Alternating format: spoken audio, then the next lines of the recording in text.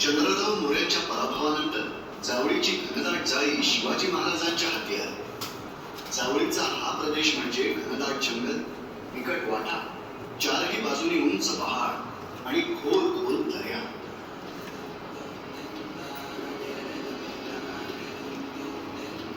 यावेळीच रायगड, चंद्रगड, मकरंदगड, सोनगड, चांभारगड, कावळ्या आदी अनेक किल्ले स्वराज्यात दाखल झाले. जावळीच्या जाळीत लपलेला आणखी एक डोंगर महाराजांच्या मनात भरला होता. महाबळेश्वर पारघाटाच्या अगदी तोंडावर हा डोंगर होता. याचं नाव घोडप्या.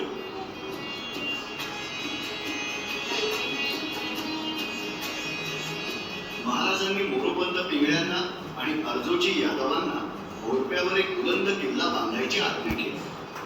घोडप्यावर तटबंदी चढू लागली. एक उत्तम दागिना घडवला जात होता, पण हा अस्सल बावनकशी सोन्याचा अलंकार पोलादी ताकदीचाही आहे हे पुढच्या 2 वर्षांच्या आतच सिद्ध झालं. महाराजांच्याकडे आता लहान मोठे 40 किल्ले होते. त्यातच मोऱ्यांकडून त्यांनी जावळी घेतली. ही गोष्ट आदिलशहाला काट्यासारखी पोचू लागली. बड्या बेगमने शिवाजी राजांचा काटा काढायला एक मातब्बर सरदार शोधला. जावळीचा घास आपल्या तोंडून हिरावून घेणाऱ्या शिवाजीला ठार मारू इच्छिणाऱ्या या माणसाचं नाव होतं अफझल खान. अफझल खान महम्मद शाही, भोसले घराण्याचा कट्टर शत्रू. शहाजी राजांना बंगळुरात दग्याने अटक करणारा आणि खुद्द महाराजांचे बंधू संभाजी राजांच्या मृत्यूचं कारण ठरलेला अफझल खान. दरबारात अफझल खानाने विडा उचलला आणि 12,000 घोडदळ, 10,000 पायदळ, अनेक उंट, हत्ती, तोफा आदी प्रचंड सैन्य दलासह तो विजापूरहून स्वराज्याच्या रोखाने निघाला. महाराज सहजासहजी दर्याखोऱ्यातून बाहेर येणार नाही हे पाहून अफझल खानाने वेगळाच डाव टाकला. भोसल्यांचं कुलदैवत असलेल्या तुळजा भवानीला तुळशीस लावायला त्याने तुळजापुरावर आक्रमण केले. इतकं करूनही महाराज सह्याद्रीच्या गाभ्यातून बाहेर आले नाही. खानाशी लढायला त्यांनी निवडला प्रतापगड. महाराज प्रतापगडाला आले हे पाहून जून 1659 मध्ये खानानेही वाईमध्ये आपला तळ ठोकला. आता मंत्र युद्धाला सुरुवात झाली होती. खान बलाढ्य होता, पण ताकदीने. त्याला बुद्धीच्या जोरावर मात देण्याचा डाव आखला गेला. महाराज स्वतः प्रतापगडावर बघून खानाशी वकिलाकरवी बोलणी करू लागले. महाराजांच्या या वकिलाचं नाव होतं पंताजी गोपीनाथ वकील.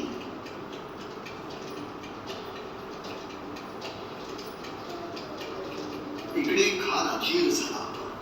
त्याने आपला वकील कृष्णाजी भास्कर याला प्रतापगडावर पाठवून पहिली चाल केली. खानाने शहाजी राजे आणि आपल्या मैत्रीची आठवण करून महाराजांनी पूर्वी केलेल्या गुन्ह्यांबद्दल आदिलशाह करवी माफी मिळवून देण्याचं आश्वासन दिलं आणि त्यासाठी महाराजांना वाईला भेटीसाठी बोलवलं.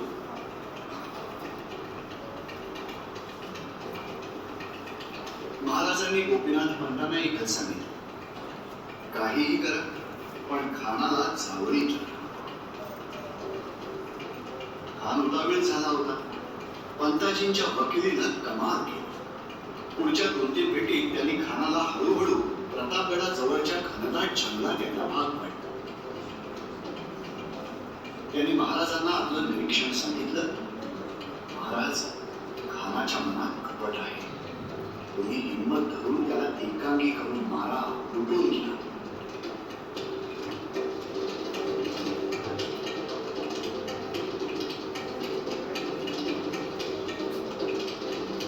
वाई ते जावळी या प्रवासातच खानाचं सैन्य अर्धमेल झालं होतं.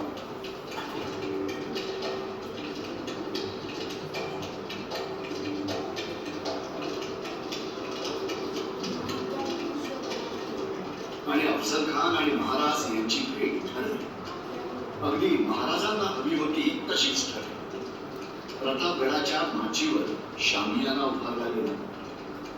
गुरुवार दिनांक 10 नोव्हेंबर 1659 रोजी 8वें तास म्हणजे दुपारी 2 वाजता महाराजांनी आणि खानानेही आपापले 10 अंगरक्षक घेऊन सशस्त्र भेटीला यावं असं ठरलं.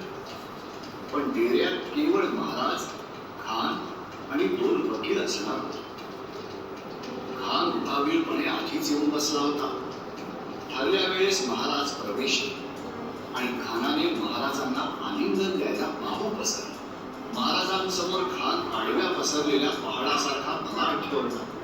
महाराज आपल्या कवेत आहेत हे पाहून हाच तो हवा असलेला क्षण म्हणून खानाने अचानक महाराजांची मान डाव्या बगलेत दाबून धरली आणि आपली कट्यार काढून महाराजांच्या डाव्या कुशीत खुपसली. एका क्षणात महाराजांच्या लक्षात सारा प्रकार आला. क्षणार्थ त्यांनी डाव्या हातातील लपवलेलं वाघनं खानाच्या पोटात खुपसलं आणि उजव्या हाताने पोटावरच बिचव्याचा मारा करत त्याची आतडी बाहेर काढली. शामियान्यात झालेल्या लढाईत खानाचा वकील कृष्णाजी भास्कर आणि अंगरक्षक बडा सय्यद हे ठार झाले. या साऱ्या गडबडीत खान झोकांड्या खात बाहेर पडून पालखीत बसून पळतोय हे पाहून संभाजी कावजीने घोड्यांचे पाय कापले. खाली पडलेल्या पालखीतच खानाचा शिरच्छेद केला. महाराज त्वरेने गडावर पोहोचले आणि तोफेचा वार पडला.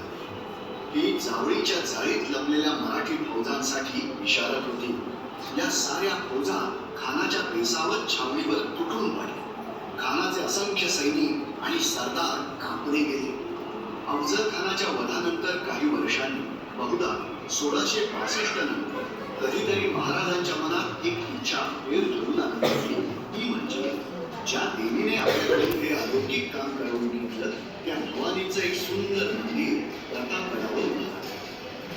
तुळजापूरची भवानी ही आपली कुलदेवता असली तरीही ती अजून आदिलशाही होती. महाराजांनी मंबाजी नाईक पानसरे यांना नेपाळमधून शोध करून उत्तम गंडकी शिळा शोधून त्यातून श्री भवानीची मूर्ती घडवायला सांगितली. पानसरे मूर्ती घेऊन आल्यावर महाराजांनी मोरोपंत पिंगळे पेशव्यांच्या हस्ते श्री भवानी देवीची प्रतापगडावर स्थापना केली. प्रतापगडचं हे पर्व इतिहासाच्या सुवर्णपानात अजरामर झालं आहे. तर आतापर्यंत आपण गिरिदुर्ग आणि भुईकोट प्रकारातले